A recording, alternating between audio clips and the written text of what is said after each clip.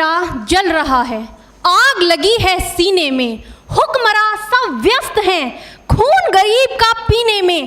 तो राम मंदिर या बाबरी का पक्ष नहीं मैं लाई हूँ, घायल भारत चीख रहा है, चीख सुनाने आई हूँ। परम आदरणीय सभापति महोदय, मंचासीन निर्णायक मंडल समिति एवं उपस्थित मेरे प्यारे साथियों, मैं आरक्षी खुशबू चौहान केंद्रीय रिजर्व पुलिस बल आज सदन की राय से असहमत होते हुए वक्ता विपक्ष में अपने विचार प्रस्तुत करूंगी। महोदय, दर्द हद से तब गुजरने लगता है जब मेरी आंखों के सामने ताज, पुलवामा, छत्तीसगढ़ में शहीद हुए जवानों के शत विशत अधजले शरीर के टुकड़े, रेत के टीलों से ऊपर जाती लाशों के ढेर और कश्मीर की खून से सनी लाल रंग की सड़कों के दृश्य सामने आते हैं।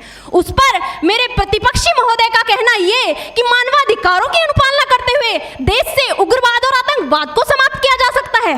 महोदय, अब तो हमारा तिरंगा झंडा भी हमसे ये पूछने लगा है कि क्या बात है भारत, आजकल फहराने से ज्यादा मैं कफन में दफनाने के क्यों काम आ रहा हूँ।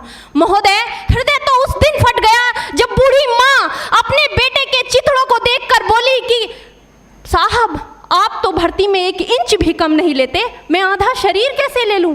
महोदय, आज इन मानवाधिकारों के कारण इन आतंकियों के बंगलों की आकाओं की नाकफनी हंसती है और शहीद हुए हमारे जवानों के आंगन की तुलसी रोती है। जब एक शहीद हुए जवान की विधवा की वेदना चीख चीख कर ये कहती है कि प्यार भी भरपूर गया, मांग का सिंदूर गया, नन्हे नौनिहालों की लंगोटियां चली गई, छोटी छोटी बेटियों की चोटियां चली गई और आपके लिए तो एक आदमी मरा है साहब, मेरे घर की तो रोटियां ही चली गई।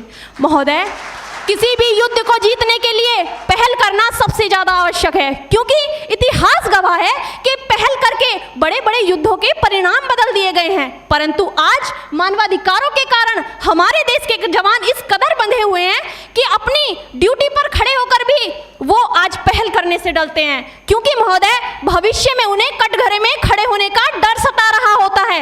वो ये जानते हैं कि चाहे एक उग्रवादी की राइफल से निकलने वाली गोली को ये तय करना पड़े या ना पड़े कि वो किसे लगेगी, लेकिन हमारी राइफल से निकलने वाली हर गोली को ये निर्णय लेना पड़ता है कि चाहे वो किसी निर्दोष को लगे, दोषी को लगे या ना लगे, परंतु किसी निर्दोष को नहीं लगनी चाहिए। यदि ऐसा हुआ तो ना तो ये समाज हमें छोड़ेगा, ना ही तिल का ताड़ बनाने वाली ये मीडिया हमें छोड़ेगी। और महोदय, मानवाधिकार के तले किसी जवान को दबाकर युद्ध के मैदान में छोड़ देना कोई वीरता नहीं, एक आत्महत्या है। क्योंकि महोदय, फूल को श्रृंगार दो ये मुमकिन नहीं और एक वीर को झनकार दो ये मुमकिन नहीं। जो हाथ बांध दे सेना के, ऐसे मानवाधिकार का पालन संभव नहीं। महोदय, आज सत्यनिष्ठा के मार्ग पर चलते हुए भी हमारे देश का जवान इन आतंकवादियों, इन पत्थरबाजों से डरता है, क्योंकि वो जानता है कि उसकी राइफल से निकलने वाली गोली अगर टारगेट को हिट नहीं भी करेगी तो भी 400 मीटर तक जाएगी, और यदि इस बीच वो किसी निर्दोष को लग गई तो महोदय हमें अपनी नौकरी से हाथ तक धोना पड़ सकता है।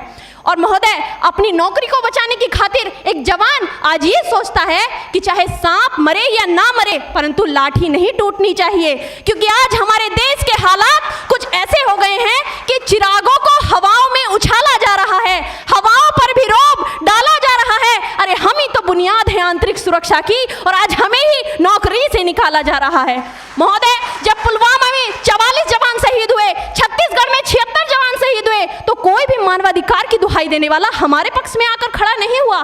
परंतु जब जेएनयू विश्वविद्यालय में एक देशद्रोही के द्वारा भारत तेरे टुकड़े होंगे, अफजल हम शर्मिंदा हैं जैसे देशद्रोही नारे लगते हैं, तो सारे मानवाधिकार के ज्ञाता आकर उसके पक्ष में खड़े हो जाते हैं। तभी तो क्या कहा था उस देशद्रोही ने कि तुम एक अफजल को मारोगे, हर घर से अफजल निकलेगा। तो मैं भारत की बेटी अपनी भारतीय सेना की तरफ से आज ये ऐलान करती हूँ कि उस घर में घुसकर मारेंगे जिस घर से अफजल निकलेगा, वो कोख नहीं पलने देंगे जिस कोख से अफजल निकलेगा। उठो देश के वीर जवानों, तुम सिंह बनकर दहाड़ दो और एक तिरंगा झंडा उस कन्हैया के सीने में गाड़ दो। महोदय, अंत में अपनी वाणी को विराम की ओर ले जाते हुए मैं सिर्फ इतना ही कहना चाहूंगी कि मुझे अफसोस है अपने देश की न्यायिक प्रक्रिया पर, जहां आज भी रात के 12 बजे अजमल कसाब जैसे आतंकी के लिए सर्वोच्च न्यायालय के दरवाजे खोल दिए जाते हैं। ऐसे देश से मानवाधिकारों की अनुपालना करते हुए आतंकवाद और उग्रवाद से कभी नहीं निपटा जा सकता। मानवाधिकार के नाम की दुहाइयां देने वालों, सीमा पर लड़ा नहीं जाता चरखों से शोलों के आगे, रामायण पढ़ी नहीं जाती सीमा पर गोलों के आगे। धरती के घोर कुहासे को एक सूरज ही हर सकता है, क्योंकि एटम बम से रक्षा के केवल एटम बम ही कर सकता है। जय हिंद, जय भारत।